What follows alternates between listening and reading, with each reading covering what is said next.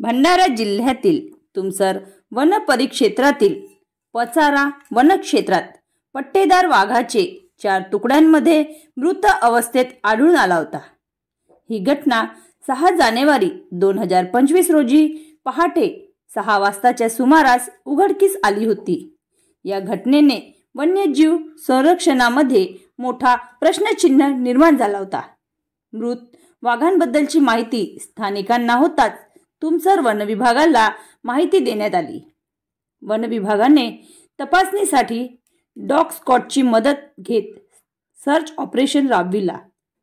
तपास सुरू असताच घटनेचा खोलवर शोध घेऊन 3 आरोपींना अटक करण्यात आले।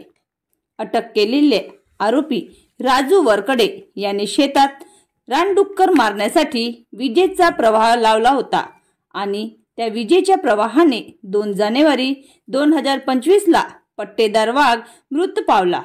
हे पाहून राजू घाबरला आणि त्याने पट्टेदार वाघाच्या विल्हेवाट लावण्यासाठी त्याने आपल्या 2 मित्र दुर्गेश व राजेश यांच्या सहाय्याने 3 जानेवारी 2025 ला या वाघाचे कुल्हाडीच्या सहाय्याने तुकडे केले व पोत्यात घालून जंगलात विल्हेवाट लावली।